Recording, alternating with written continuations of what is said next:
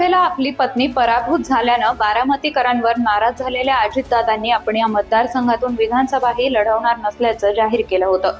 त्यामुळे समर्थक अस्वस्थ झाले। त्यांनी दादांना गराडा घालून तुम्हीच उमेदवार पाहिजे असा हट्ट धरत गदारोळ केला। दादांनाही हेच हवं होतं। अखेर कार्यकर्त्यांच्या भावनांचा आदर राखत आपण बारामती लढवू असं जाहीर करण्यास ते मोकळे झाले।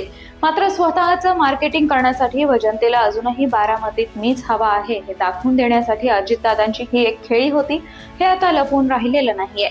काय आहे या खेळीमागचं राजकारण जाणून घेऊयात मिशन पॉलिटिक्स मधून। नमस्कार, मी समीक्षा। बारामती लोकसभा निवडणुकीत जर तुम्ही मी सांगितलेल्या उमेदवाराला निवडून दिलं नाही तर मग मी विधानसभेलाही तुमच्या समोर येणार नाही। जर गेली 35 वर्ष केलेली कामं तुम्हाला दिसत नसतील तर मग मीही कशाला हवाय, असं भावनिक आवाहन उपमुख्यमंत्री अजित पवार यांनी लोकसभा निवडणुकीच्या प्रचाराच्या वेळी बारामतीकरांसमोर केलं होतं। तोपर्यंत अजितदादांनी उमेदवार जाहीर केला नव्हता। कालांतरानं त्यांनी आपली पत्नी सुनेत्रा पवार यांना चुलत बहीण खासदार सुप्रिया सुळे यांच्या विरोधात उभं केलं व पुन्हा बारामतीकरांना मतं मागितली। मात्र बारामतीकरांना अजितदादांपेक्षा थोरले पवार जास्त विश्वासार्ह वाटले। त्यामुळे त्यांनी सुनेत्रा पवारांपेक्षा सुप्रिया सुळेंनाच कौल देऊन चौथ्यांदा खासदार बनवलं। बारामतीकरांच्या या निर्णयानं अजित पवारांचं महायुतीतील राजकीय वजन घटलं, पण ते आपल्या हट्टापासून हटले नाहीत। लोकसभा निवडणुकीच्या 9 दिवसात त्यांनी शरद पवारांच्या नाकावर टिचून आपली पत्नी सुनेत्रा यांना थेट राज्यसभेवर घेऊन बायकोला खासदार करण्याचा शब्द पूर्ण करून दाखवलाच। बारामतीकरांनाही त्यांच्या निर्णयाचा आनंद वाटलाच असेल, कारण त्यांना आता 2 खासदार मिळाले। एक लोकांमधून निवडून आलेल्या सुप्रिया व दुसऱ्या थेट राज्यसभेवर गेलेल्या सुनेत्रा पवार। लोकसभेचं अपयश अजितदादा मात्र अजून विसरलेले नाहीयेत। विधानसभेसाठी त्यांनी गुलाबी रंगात जोरदार तयारी सुरू केली असली तरी लोकसभेला हरलो तर बारामतीत विधानसभेला लढणार नाही हा जनतेला दिलेल्या शब्दाचं काय करायचं हा प्रश्न सतत त्यांच्या मनात घोळत होताच। अजितदादा तसे शब्दांचे पक्के आहेत, तसं ते स्वतःच वारंवार जाहीर सभांमधून सांगत असतात। त्यामुळे ते हा शब्द पाळतील याची जनतेला खात्री नव्हतीच। पण आपली प्रतिमा सांभाळण्यासाठी अजित पवारांनी मध्यंतरी जनतेसमोर एक गुगली टाकून पाहिली। एका कार्यक्रमात अजितदादा म्हणाले होते, आता आपल्याला विधानसभा लढण्यास रस राहिलेला नाहीये, त्यामुळे बारामतीतून मी देईन त्या उमेदवाराला निवडून द्या असं आवाहन त्यांनी केलं होतं। अजितदादांची ही गुगली एकदम फिट्ट बसली। त्यांच्या या वक्तव्यानं दादा समर्थक हैराण झाले। नेते मंडळीही अस्वस्थ झाली, पण दादांचं हे नाटक असल्याचं त्यांचे निकटवर्तीय जाणून होते।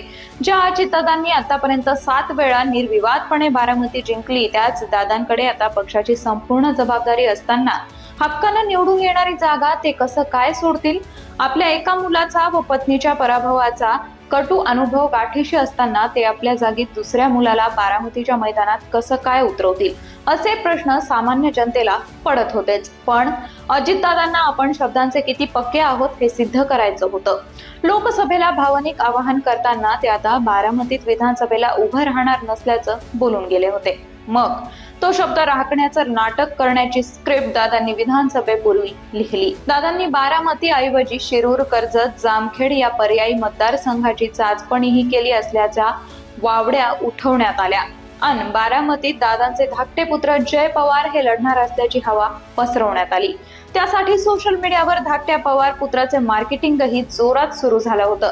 यातून दादा बारामती सोडणार अशा अफवा पसरवण्यात दादांची मार्केटिंग टीम यशस्वी झालं। मग काय, अशा बातम्यांनी अस्वस्थ झालेल्या कार्यकर्त्यांच्या घोळक्यानं परवा बारामतीत अजितदादांना घेरलं।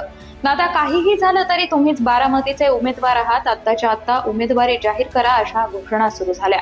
दादाही लगेच काही सांगायला तयार झाले नाहीत। अरे बाबांनो, शांत व्हा, मी तुमच्या मनातीलच उमेदवार देणार आहे असं गोल गोल उत्तर देऊन दादा कार्यकर्त्यांच्या भावना वेगाला आणखी फोडणी देत होते।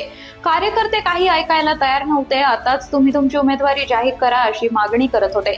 आता पक्षाचे अध्यक्ष दादाच उमेदवारी जाहीर करण्याचा सर्वस्व अधिकार त्यांनाच आहेत। पण तरीही दादा महाचतुर, ते काही गुळणी फोडायला तयार नव्हते। या इव्हेंट मधून कार्यकर्त्यांचं दादा प्रेम संपूर्ण महाराष्ट्रानं टीव्हीवर पाहिलं। तेवढी या माध्यमातून दादांची पुन्हा एकदा चर्चाही झाली। काही वेळानं राष्ट्रवादीच्या दादा गटाचे कार्यकारी अध्यक्ष खासदार प्रफुल्ल पटेल यांनी बारामतीतून दादाच लढणार, दुसरा उमेदवार पक्ष देणार नाही हे जाहीर करून कार्यकर्त्यांना शांत केलं।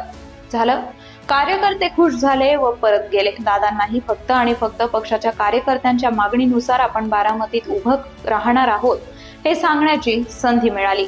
त्यामुळे लोकसभेच्या वेळी केलेल्या घोषणेचं काय झालं हे विचारण्याची कुणाला संधीही मिळणार नाही याचीही काळजी घेतली गेली.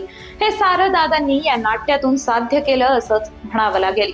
आता खरा प्रश्न आहे, जर 8व्यांदा विजयासाठी अजितदादा बारामतीतून उभे राहणारच आहेत तर त्यांचा प्रतिस्पर्धी कोण असेल? आतापर्यंत पवार कुटुंबीय एक संघ असल्यानं दादांना आव्हान देऊ शकेल असा कोणीही नेता बारामतीच्या मैदानात उरला नव्हता. पण आता शरद पवारांनी लोकसभेचं मैदान मारल्यामुळे विधानसभेला दादांना धास्ती आहेच.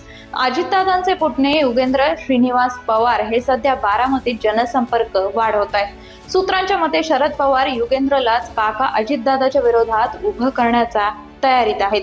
प्रथम दर्शनी तरी असंच चित्र दिसत असलं तरी जे दिसतं ते पवार कधीच करत नाहीत. त्यामुळे आता दिसायला जरी युगेंद्र विरुद्ध अजितदादा अशी लढत होणार असली तरी प्रत्यक्षात ऐनवेळी शरद पवार दादांना टक्कर देऊ शकेल असा आणखी एखादा नवीन चेहरा समोर आणू शकतात असे तर्कही लावले जात आहेत. कोण असेल हा चेहरा याविषयी मात्र बारामतीकरांनाही उत्सुकता आहे. तुम्हाला काय वाटतं? अजितदादांविरोधात शरद पवार कुणाला बारामतीच्या मैदानात उतरवतील? आम्हाला कमेंट्स मधून जरूर कळवा.